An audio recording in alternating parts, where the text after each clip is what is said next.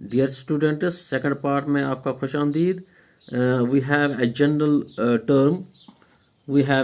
Term NCR that is equal to n factorial divided by r factorial into n minus r factorial, but the condition is n must be greater or equal to r. The r must never the r n से कम नहीं होना चाहिए। हमेशा n या तो r के बराबर होना चाहिए या n से ज़्यादा होना चाहिए। तो इस तरीके से हम NC0 को इस्तेमाल यूज़ करेंगे इस फार्मूला को लेके, इस टर्म को लेके। NC0 is equal to n factorial. n factorial का मतलब है से n अगर 4 के बराबर है, n अगर 4 के बराबर है तो 4 फैक्टोरियल का मतलब है 4 इंटू 3 इंटू 2 इंटू 1। इसके लिए हमें पास्कल्स ट्रायंगल को यूज़ करना होता है, पास्कल्स ट्रायंगल। तो पास्कल्स ट्रायंगल एक डायग्राम होती है, उसको यूज़ करके ये फैक्टोरियल हम समझ पाते हैं। 4 इंटू 3 इंटू 2 इंटू 1 मीनस 4 फैक्टोरियल। तो यहाँ जो है NC0 जो है वो n factorial divided by r की जगह यहाँ 0 है तो ये होगा 0 factorial, n minus 0 factorial is equal to n factorial divide by 0 factorial is always equal to 1। तो वो हमने नोट करके रखा है इधर, यहाँ 0 factorial is always equal to 1। 0 factorial is always equal to 1। इसको हम फैक्टोरियल बोलते हैं। तो ये फैक्टोरियल भी हमने लिखा है, इधर नोट कर दिया, ये फैक्टोरियल है। तो यहाँ क्या हुआ, तो इसका सोल्यूशन क्या हुआ, n factorial divide by 0 factorial 1 के बराबर है। n फैक्टोरियल और n फैक्टोरियल कैंसिल होगा, n फैक्टोरियल और n फैक्टोरियल कैंसिल होगा तो ये 1 के बराबर हुआ, ये 1 के बराबर हुआ। दूसरी टर्म है NC1। तो इसी तरीके से हम करेंगे n factorial divide by r की जगह 1 है 1 factorial into n minus 1 factorial is equal to that is n into n minus 1 factorial, क्योंकि हमने n के बाद 1 टर्म तक जाना है, इसके बाद की एक टर्म तक जाना है।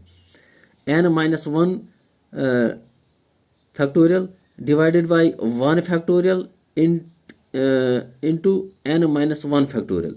तो यहाँ n minus 1 factorial n minus 1 factorial cancel होगा, ये और ये कैंसिल होगा। तो यहाँ क्या निकला n।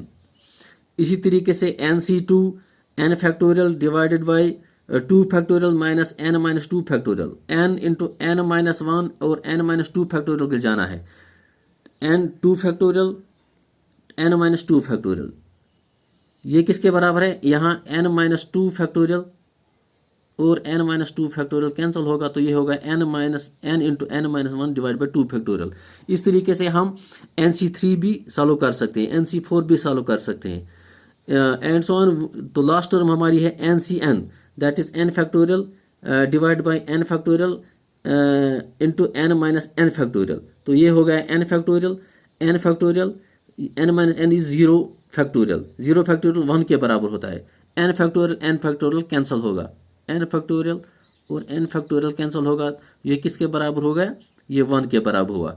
अब इन सब वैल्यूज़ को हम सब्स्टिट्यूट करेंगे इक्वेशन 1 में। तो इक्वेशन 1 क्या बन सकती है, तो इक्वेशन 1 है जो हमारी बाइनोमियल थ्योरम है x plus a raised power n is equal to 1 that is NC0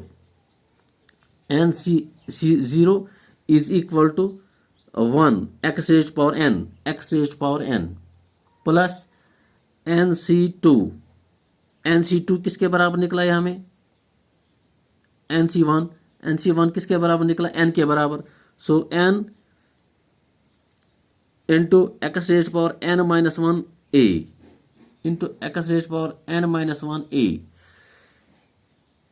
plus NC2 किसके बराबर निकला, वो निकला बराबर n into n minus 1 2 factorial, n into n minus 1 2 factorial.